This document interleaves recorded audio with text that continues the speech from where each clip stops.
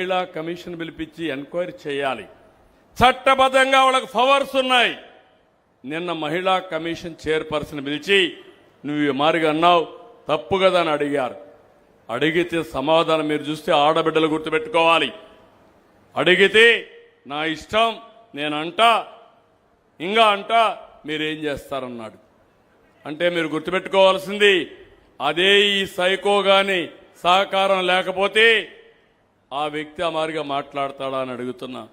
మా పార్టీలో ఒక అతను ఈ గొడ్డలి పార్టీ నేత సతీమణి పైన ఒక పోస్టర్ పెడితే నేను ఇమ్మీడియట్గా అరెస్ట్ చేసి జైల్లో పెట్టాను. ఒక మెసేజ్ ఇచ్చాను. ఎవ్వరు కూడా ఆడవారి పైన నోరు బారేసుకోకూడదు. వాళ్ళకి ఏమాత్రం కూడా అవసరం లేని వాళ్ళ పైన ఇలాంటి చేయకూడదని నేను చూపిస్తే వీళ్ళు వాళ్ళని ప్రోత్సహించి తద్వారా మనం గట్టిగా మాట్లాడితే పోలీసులు అతిగా చేస్తారని చెప్పడం, ఇలాంటివన్నీ చేసే పరిస్థితికి వచ్చారు. నేను ఈ రాష్ట్రంలో ఉండే మిమ్మల్ని అడుగుతున్నా, నేను ఒక పక్క మీకు సేవా కార్యక్రమాలు చేయాలి, సంక్షేమానికి డబ్బులు సమకూర్చాలి, మళ్ళీ శుభ్రంగా నెల నెల మీకు చేర్చే కార్యక్రమం తీసుకోవాలి, ఇంకో పక్క అభివృద్ధి కార్యక్రమాలు చేయాలి, ఇంకో పక్క పరిపాలనలో ఎవ్వరికీ ఇబ్బంది లేకుండా కార్యక్రమాలు చేయాలి. కానీ ఇంకొక పక్క మీరు చూస్తే నేను యజ్ఞం మారిగా ఈరోజు పనిచేస్తా ఉంటే వీళ్ళు రాక్షసుల మారిగా వచ్చి ఆటంకాలు చేసే పరిస్థితికి వచ్చారు. అందుకే మిమ్మల్ని అందరినీ కూడా అడుగుతున్నా, ఈరోజు మీలో ఒక చైతన్యం రావాలి. నేను చాలా మంది రాజకీయ పార్టీలు చూశాను. నా జీవితంలో మొట్టమొదటిసారిగా నేరాలు చేసే పార్టీ, నేరస్తుల్ని కాపాడే పార్టీ, నేరస్తులతో రాజకీయం చేసే పార్టీ అని నా చరిత్రలో 50 సంవత్సరాల సుదీర్ఘ రాజకీయ చరిత్రలో ఇప్పుడే చూస్తున్నా. అందుకే నేను మిమ్మల్ని అడుగుతున్నా, మీరు కూడా ఆలోచించాలి. అర్హత లేని వాళ్ళకి అందలం ఎక్కిస్తే చాలా సమస్యలు వస్తాయి. నన్ను జైల్లో పెట్టాడని కాదు, నేను పెట్టాలని కూడా ఒక్క నిమిషం పని, అంతే కదా. పెట్టాలని టైం పడుతుందా? నాకు ఒక్క నిమిషమే కదా, నాకు చేత కదా, నాకు అనుభవం లేదా. కానీ నా ఉద్దేశం అది కాదు. ఈ రాష్ట్రం ఇప్పటికే నష్టపోయాం.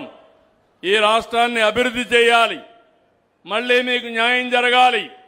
దేశంలో నెంబర్ 1 రాష్ట్రం ఏదంటే దానికి చిరునామాగా ఆంధ్రప్రదేశ్ ఉండాలి. ప్రపంచంలోనే నెంబర్ 1 జాతిగా తెలుగు జాతి ఉండాలి. నా ధ్యేయం. వీళ్ళ ధ్యేయం రౌడీజం చేయాలి, ఎక్కడికక్కడ అందరిని అవమానం చేయాలి. వీళ్ళ అవమానంతో మనం చాలా బాధపడి కుంగిపోవాలి. ఇలాంటి వీళ్ళు చేసే పరిస్థితికి వస్తున్నారు. కనీసం హోమ్ మినిస్టర్కి రక్షణ లేకపోతే హోమ్ మినిస్టర్ పైనే నిందలేసే పరిస్థితి వస్తే, అవమానించే పరిస్థితి వస్తే మామూలు వ్యక్తుల పరిస్థితులు మీరు ఆలోచించుకోవాల్సిన అవసరం ఉంది. అందుకే నేను మళ్ళీ మిమ్మల్ని అందరినీ కోరుతున్నా, గొడ్డలి పార్టీ నెవర్ అగైన్. జీవితంలో అలాంటి పార్టీ గెలవడానికి వీలు లేదు. ఆ సంకల్పం మీరు చేస్తారా అని మిమ్మల్ని అడుగుతున్నా. గట్టిగా చప్పట్లు కూడా చెప్పండి, చేస్తామని. అగైన్ అండ్ అగైన్ ఎన్డీఏ గెలవాలి.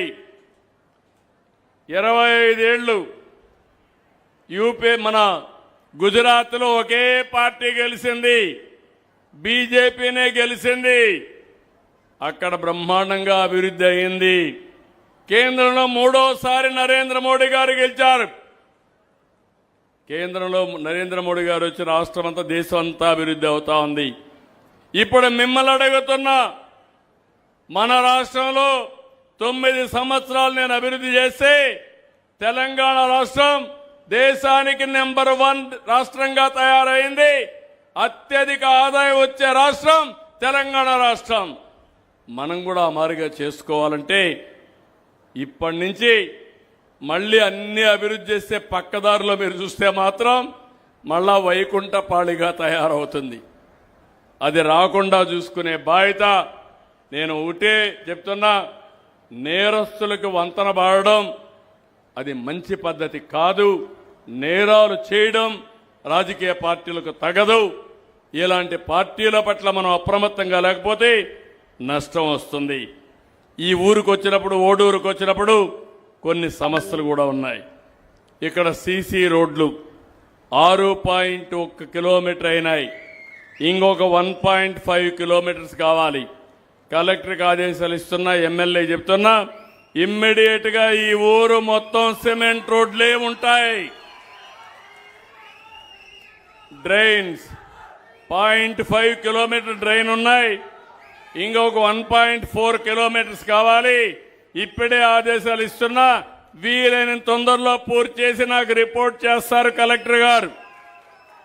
స్ట్రీట్ లైట్స్ 294 ఉన్నాయి. హౌసింగ్ 24 ఇచ్చారు, ఇంకొక 26 కావాలి.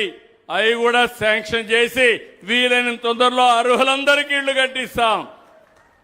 టాయిలెట్లు ఇంకొక 10 కావాలి. అది కూడా ఆదేశాలు ఇస్తున్నా, 4-5 నెలల్లో పూర్తి చేయాలి. పవర్ కనెక్షన్స్ అందరికీ ఉన్నాయి.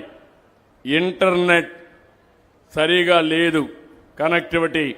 నిన్నే ఒక పాలసీ తీసుకొచ్చాను. ఇక్కడ ఒక టవర్ పెట్టి ఈ ప్రాంతంలో ఇంటర్నెట్ కనెక్టివిటీ మీకు అందరికీ ఇప్పించే బాధ్యత ఈ ప్రభుత్వం తీసుకుంటాం. ట్యాప్ కనెక్షన్లు ఒక 15 కావాలి, అవి కూడా ఇమ్మంటున్నా. గ్యాస్ కనెక్షన్లు 25 కావాలి, అవి కూడా ఇమ్మంటున్నా. కాబట్టి ఇవన్నీ కానొస్తే ఇంకా ఈ ఊర్లో కావాల్సింది అభివృద్ధి కావాలి, ఆదాయం పెరగాలి, ఇండస్ట్రీ వస్తుంది. మీ ఊర్లో వాళ్ళందరికీ ఉద్యోగాలు వస్తాయి. స్కిల్ డెవలప్మెంట్ చేసుకుంటూ ఉద్యోగం లేని వాళ్లే ఉండరు. ఈరోజు నేను పేపర్లో చూశాను, 152% పనిచేసే ఏకైక నగరం మన విశాఖపట్నం దేశంలో.